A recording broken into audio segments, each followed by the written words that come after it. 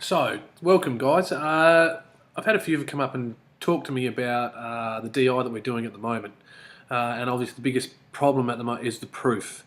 So what I'm going to do now is I'm going to go through the proof step by step with you. I won't tell you everything about it because obviously you have to do some of it yourself. But we're looking at part B of the assignment here. And basically from part A you should have found that if you've got a maximum and a minimum, then the midpoint if you've got a maximum and a minimum, let's just see if I get this right first to start with. If I have a maximum and a minimum and I draw a line there, then my midpoint is my point of inflection. So you should have found through your table that if you find your point of inflection, you find your midpoint between your maximum and minimum, they're in actual fact the same point. The part B sort of wants you to go on and then improve that. So we're going to go through that right now. So I've put the expression here of y equals x cubed plus px squared plus qx plus r. And it asks you to work out y dash, which is the first derivative, and the second derivative. Obviously we work out the first derivative because we're looking for turning points, and the second derivative will give us our point of inflection. So if I look at this now and I find my first derivative, I know that y dash equals 3x squared plus 2px plus q, okay? And I know that y double dash equals 6x plus 2p. Now the way we're going to tackle this, we're going to go through and find the zeros first. Once we've found the zeros, we're going to then find the point of inflection, and then after we've found the point of inflection, we're going to find the midpoint between the maximum and the minimum in order to work this out. So it did ask you to find the zeros, so what you can do here is with our first derivative, obviously as I said before, y dash equals 3x squared plus 2px plus q, and so therefore if I use my quadratic formula, x equals minus b plus or minus the square root of b squared minus 4ac all over 2a, which is something you should have already done and you should know it. So if I just plug those points in, I'm going to find, if I plug in x's and my b's, a's and c's, I'm going to find here that x equals minus 2p plus or minus the square root of 4p squared minus 12q all over 6. Now what you can do is you can actually clean this up a fair bit.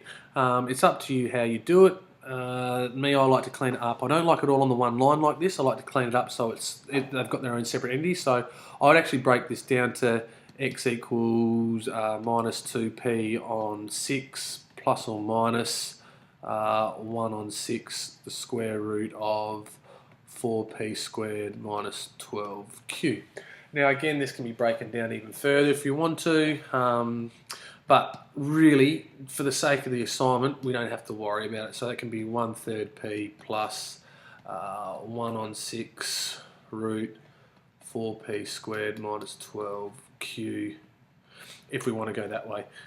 Breaking that down even further, we can go to minus 1/3 p plus 1 on 6. Now there's a common factor of 4 there, so it's the square root of 4 times the square root of p squared minus 3q, and as you know the square root of 4 is 2, so that would be equals to minus 1/3 p plus 2 on 6 square root of p squared minus 3q, or as I said, minus 1/3 p plus 1/3 root p squared minus 3q. Now I've forgotten the minus sign. Make sure you don't forget that because there are two roots, it's plus or minus.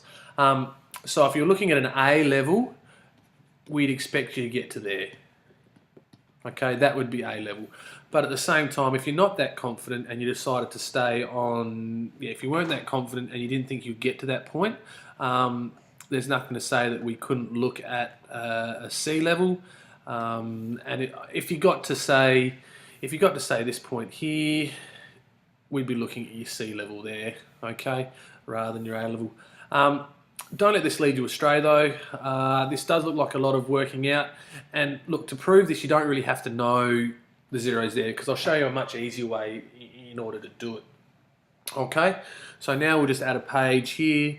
As we said before, I really want to make sure that we remember this. So if I just select this, I'm going to copy this and I'm going to put it on our next page so we know what we have to do here, right? I might actually copy both of them, so that way if I copy both of them, we can always refer back to them. If I just paste these across now, and what I might do is I might move them so we'll keep them at the top of the screen here. If I paste these across, we look at now when the second derivative equals 0, and that's just a simple one-step algebraic equation. So we just plug it in, and we know that 0 equals 6x plus 2p, so therefore minus 2p equals 6x, so therefore x equals minus 2 over 6p, which is equal to minus 1/3 p. So basically what we're saying here is that we have a point of inflection at here. So there's our point of inflection, and it's the x value, all right? So in order to tidy this up, we then plug this back into our original equation to find our y value. Now if we remember, our original equation is y equals x cubed plus px squared plus qx plus r, and I plug in x as minus 1/3 p, we get the following. So we get minus 1/3 p cubed plus p lots of minus 1/3 p squared plus q times minus 1/3 p plus r, which equals minus 1 on 27p cubed plus 1 on 9p cubed plus, well not plus, it'd be minus, so we're looking now at minus 1/3 pq plus r. Now just be very careful here. If you notice, like myself for instance, I get pretty messy with my writing, and I notice that that's a 9, not a q, so don't mix those up. So the way to do that is probably put a little kick on your q, just something to distinguish between the two, especially if you're handwriting it.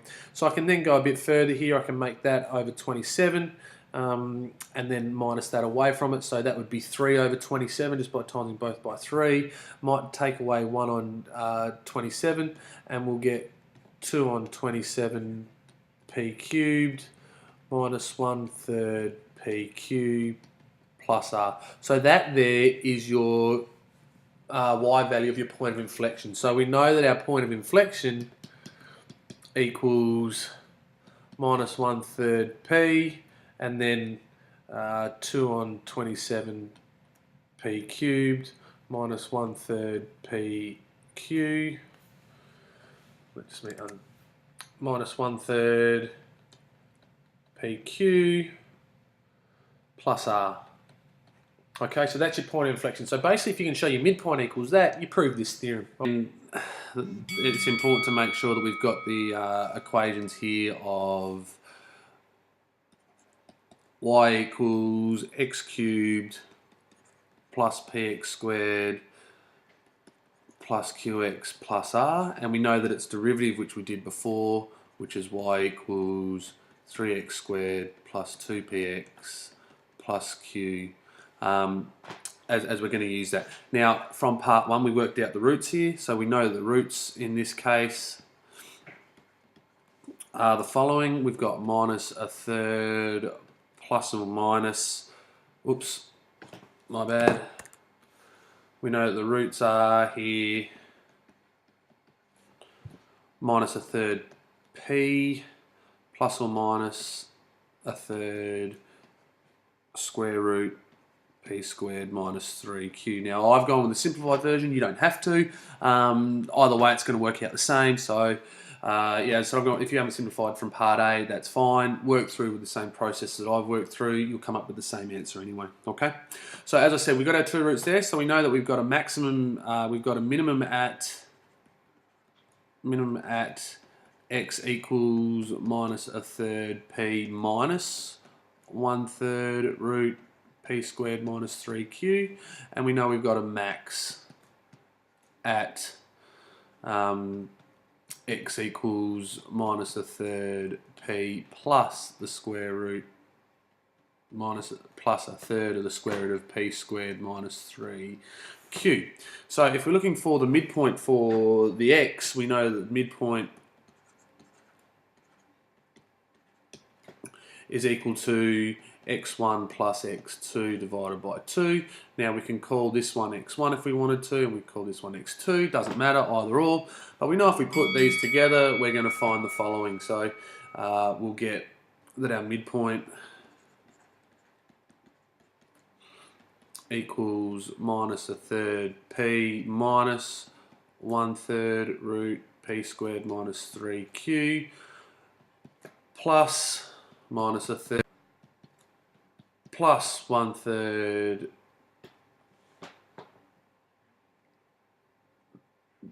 square root p squared minus 3q. So as you can see here, we'll get some cancellation between the two roots, which is nice, so we don't have to worry about surds. Okay, and we'll get that our midpoint here is minus 1/3 p minus 1/3 p over 2, which is the same as minus 2/3 p over 2, which equals minus 1/3 p. Now if we have a look back at our point of inflection, you'll see that our point of inflection here was minus 1/3 p. Minus 1/3 p, as you can see there. So we've shown it for the x case. Okay, well done. That's not necessarily the hard part. The hard part is going to come up when we try and do the y value of it. So you can forget basically now about the surds and the roots, because I'm going to show you a way that you don't need to use surds and roots for. It's a lot easier. You can try the surds and roots way if you want. Let me go through my way first, see what you think of it. If you want to try the surd way, then fine, do it. Or you can just stick this way. I'm not too fussed. So moving on, obviously now we've got the x value of the midpoint. We would need the y value. So we know the y value of our midpoint is equal to y1 plus y2 divided by 2. Now if I look at the previous screen, okay, we know that there's y there. So in working out the y value of the midpoint, we know that y is going to equal x1 cubed plus px1 squared plus qx1 plus r, so that's just for y1. Then we're going to get plus x2 cubed plus px2 squared plus qx2 plus r, and all of that has to be divided by 2. Seems pretty long. What you're going to find though is we're going to group our like terms. We're going to get all the x cubes together, x squares together, x's, and something's going to come out pretty nicely. So if you were to group that and put it all together, you'd get the following that would show up. It would be equal to this. So y would be equal to x1 cubed plus x2 cubed over 2 plus p lots of x1 squared plus x2 squared over 2 plus q lots of x1 plus x2 over 2 plus r. So if I was to link all that, if I was to break that down, collect like terms,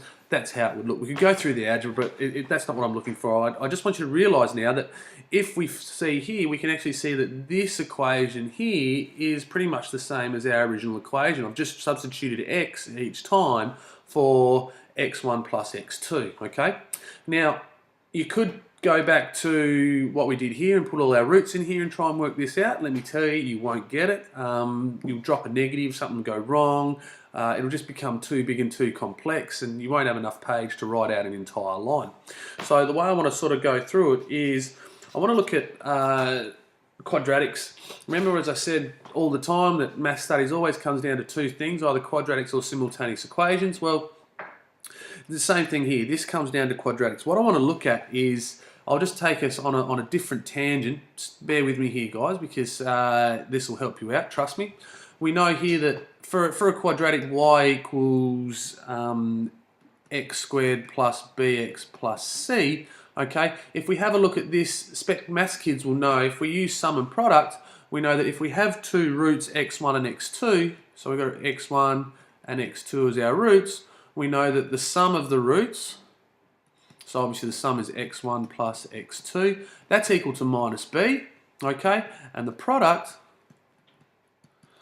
is equal to x1 times x2, which is equal to c. So if I look at my original equation here, and when I say my original equation, if I go back to my first derivative here of y equals 3x squared plus 2px plus q, if I make that into this form here, which is in that case, which is y equals 3 outside of x squared plus 2p on 3x plus 1/3 q, we're going to find that the sum of the roots, okay, so the sum, which is x1 plus x2, is going to equal minus 2p on 3, which is obviously minus b in this case, and we know that the product is going to equal x1 times x2, which equals 1/3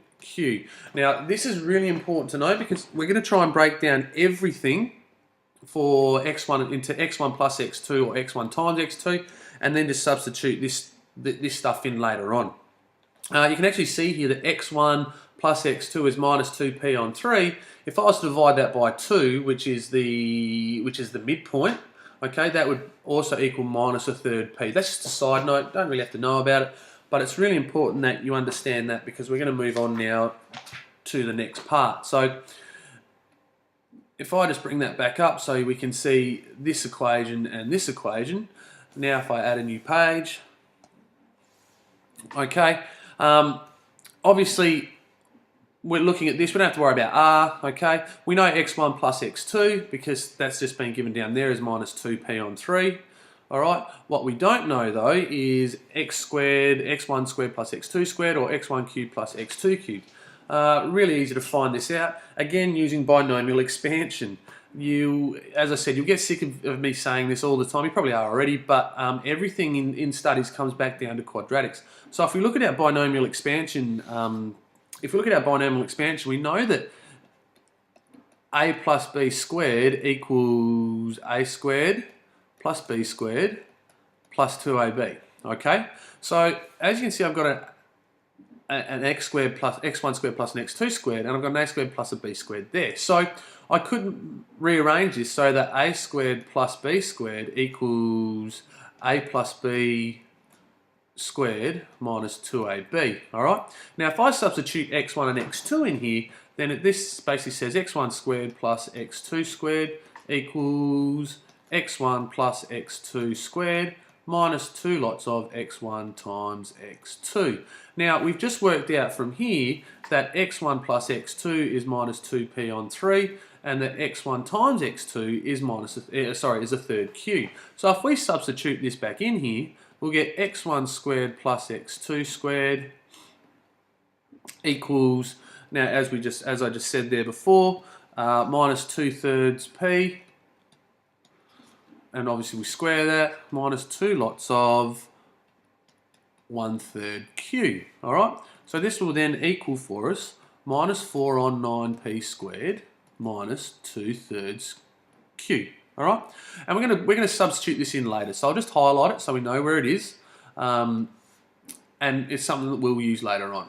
Alright, because we now know what x1 squared plus x2 squared is, we can plug that one in back later on once we've worked out what that is there. So let's go to a different pen colour now. I might go with blue here, just so we can separate it each time.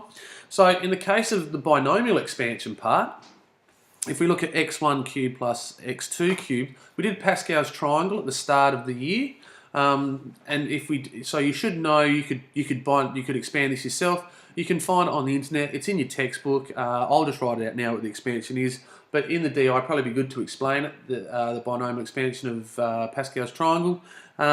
So if we have a look at it, we know that a plus b cubed is equal to a cubed plus 3a squared b plus 3ab squared plus b cubed, don't we? So if I substitute that now, substituting a for x1 and b for x2, we're going to find the following here. We're going to find that x1 plus x2 cubed equals x1 cubed plus 3x1 squared x2 plus 3x1 x2 squared plus x2 cubed. All right. Again, like we did at the top, we're trying to get x1 cubed plus x2 cubed on their own. And if I rearrange that, then we know that x1 cubed plus x2 cubed equals x1 plus x2 cubed minus 3x1 squared x2 plus 3x1 x2 squared. Sounds like a lot of x's and ones and twos at the moment, I know. But what I would do is I'd probably pause the video and give yourself some time to actually work through the algebra itself. I know I'm going a little bit quick here, but at the same time, because you have the opportunity to pause this, you can stop at any time, you can rewind, you can go back, you can have a look at it. So you've got that expansion there. So normally what we did, just like we did with the squared part, we just substituted what x1 and x2 were when they added together and when we times them together. But we can't sort of do that because we have an x1 squared and we have an x2 squared here. So the question is, how do we get them on their own? And that's fairly easy. Instead of having these two squareds here, break them up again and you'll find something that comes out here. So if I have x3 or x1 cubed plus x2 cubed and I break that down, I still have x1 plus x2 cubed there, that's fine. But in this case, I'll have 3x1 x1 and then x2. So I've just broken down the x squareds into their own components. And I'll do the same for this x squared up here. So I get 3x and then I get x2 times x2. All right, now what do you notice here? And I'll just use another highlighter just to make sure that you can actually see. So you'll notice here that I've got an x1 and an x2, and I've got an x1 and an x2 there. So I could take out a common factor here, which I'm going to do. And yeah, I'm going to take out a common factor here and see how we go. One thing I have noticed is I have dropped a negative, which I would kill you guys for, so make sure you guys don't do it. That should be a minus, not a plus. So I'm going to put that back as a minus before someone gets stuck into me. All right, so they should both be minuses because when I move them over to the other side, this and this, they will both become negative. So we've got our x1 and x2 here, and we've got a common factor of minus 3 as well. So why not take a common factor of minus 3x1, x2 out of these two and see what comes out? So if I go x1 cubed plus x2 cubed, that will equal x1 plus x2 cubed minus 3 outside, minus 3 cubed, so minus 3x1 x2 outside of what's left over. In this case, it's x1 plus x2. So now, as you can see from this expansion here, we've got everything in x1 plus x2 or x1 times x2. All right, so you can just substitute everything in and it should work out just nicely for you. So if we have a look at it now, x1 cubed plus x2 cubed should equal minus 2/3 p cubed minus 3 lots of 1/3 q times by minus 2/3 p, if I just go through those substitutions each time. Okay, so now I should have my next, so this will break down to x1 cubed plus x2 cubed will equal minus 8 on 27p cubed minus 6 on 9pq, which equals, in this case, if I just shorten it down, minus 8 on 27pq plus 2/3 pq. All right. So if I look at if we have what we have here, and I just highlight this, we can actually use this now in our original equation. So just grab another highlighter out here. So I've got this here. So we actually now know we've got x1 and x2, which we've worked out just here. Okay, so that'll go in there. We've got x squared 1 plus x1 squared plus x2 squared, which now is going to go in there. And we've got x1 cubed plus x2 cubed, which is going to go in there. So we can actually now solve this equation and see how it works out. Notice again, there are no roots to worry about, no surds of any type, just indices and powers, which you're a lot more comfortable with. We'll put them together and see what we can get. So now if I just go back. All right, so as I said, to work out the y midpoint, so if we look at our y midpoint, which is what we've got there, we know that if I put this in, instead of dividing by 2, I'm going to times by a half, okay? So I know that, that y will equal, I might go a little bit bigger here so I can have a bit more space to write, and you'll be able to see it a bit better. So I know that y equals now a half times minus 8 on 27 p cubed plus 2/3 pq, all right, plus a half p 4 on 9 p squared minus 2/3 q. Notice now how I'm starting to put a kick on my q's because I don't want to mix it up with a 9, all right, plus q lots of x1 plus x2 over 2. You can leave that one there if you want, or we can make it a half. I'll keep it consistent because I've just told you guys that's what I was going to do. So plus a half q, and we're looking here now at minus 2p on 3 plus r, okay? So now it's just algebraic expansion and just making sure you don't drop negatives like I have all through this. If you do, that's fine, correct yourself. Yeah, so let's look at the expansion now. So this will equal minus 8 on 54 PQ plus 2 on 6 PQ. You could try and make those smaller if you wanted to straight away. So 2 6 would equal a third. But don't try and do too many mathematical calculations all at once with an equation this long. Just get it out and we'll go back and do it afterwards. So plus 2/3 PQ plus 4 on 18 P cubed minus 2 on 6 PQ minus 2 on 6 PQ plus R. All right, so what are we going to find here that's happening? Well, we've got a plus 2 on 6 PQ and we've got a minus 2 on 6 PQ here. So we know that they're going to cancel straight away. All right, so now if I break this down even further, that's minus 4 on 27 PQ plus 2 on 9 P cubed minus a third PQ plus R. All right, now these two will add together. That would be minus 4 on 27 P cubed plus 2 on 9, not 2 on 9, plus 6 on 27 P cubed minus a third PQ plus R. Now adding these together will give you 2 on 27 P cubed minus 1 on third PQ plus R. So if you have a look at this, our midpoint that we know, if we go back to our original midpoint value that we found that our x midpoint was minus a third p, which is the same as our point of inflection here. So our midpoint is minus a third p.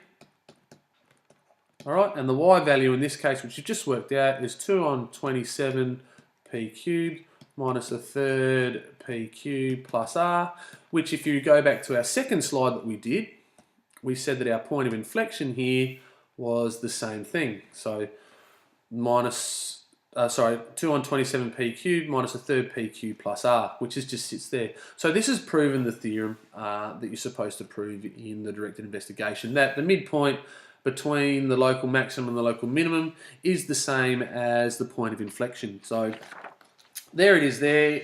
It's a really long proof, A-level question for a math studies question. A lot of algebra involved here, but as I said, it becomes a lot easier if you go back and you use it with the sum and product of a quadratic. So what we first started here in red, if you can understand the sum and product of a quadratic here, which is what we've got here, and you can understand the sum and product side of things, which you guys doing specialist maths should be able to, and then you substitute that in, it does become a hell of a lot easier. If I just went through page by page how we did this proof, or this part of the investigation, sorry, so you don't have to worry about rewinding and going back. You can just pause the screen and go through it as you see fit. So as we looked here at question 1, here is our original part of the question we had to solve. As we said, we found the first derivative here, second derivative here, and we found the zeros, okay? And as I said, we went to an A level part there. It doesn't matter if you stayed there at C, but for the rest of the proof, you would make sure you have to use those rather than that. It would look pretty funny for an examiner or a moderator to look and see that you stop there and all of a sudden you pick up working from there. So make sure that you're either at the A level or for the rest of the proof, you use your C level working out, okay? So if we look here now on page 2, this was just finding the point of intersection. We found the second derivative, we found that was equal to 0, we found our point of intersection, all right? Page 3, this went on to show what we were going to do in the case of the midpoint. So this was the x value of the midpoint here, using the roots from part 1, which you could have done. Conversely, you could have done another way, but this is the way I went with, just so it was, because the question did say using part A, show the midpoint, which was just there for the x value. All right. This was the easy part of that was the easy part of the proof. What separates the men from the boys was coming up later on. So here on page 4 here, we went through the expansion of the y value and how it looked and how it was similar to our original equation that we had to worry about, and then we just went through what the sum and product was for a quadratic there. So again, as I said, those of you that do specialist maths should get this, should know this. Those that do studies, I don't know if you did it last year in year 11 or not, but I've just assumed that you have. So again, it was explained previously, so make sure you have a look at it if you don't understand. So we just went through and we just basically got x1 and x2 on their own, and then we made sure that we did the same for x1 squared plus x2 squared and x1 cubed plus x2 cubed. So there was all the maths and the algebra there that we went through. Okay, once we had those, we then just plugged it back into our original equation, which is what we had at the top there, and just used some basic algebraic manipulation and simplifying to get our midpoint, which we found out to be the midpoint was exactly the same as a point of inflection, which is what we expected to get. So that's it, that's the end of the video. Look, again, if you have questions, please come and see me. I do expect drafts, I want to see drafts. Look, at the end of the day, this is a lot of my work here that I've done. I have caught up with a lot of you over this proof, so I know that you've had a fair crack at it yourself. This is just here to help you out and show you how to get through it, all right? So again, you do have questions, come and see me, have a chat to me, let's have a draft. I don't mind whether you do this on Equation Edit or whether you handwrite it, because there is a lot of algebra involved. It's entirely up to you, okay? Yeah, so what we'll do is we'll see you later, and again, any questions, come and see me. See ya.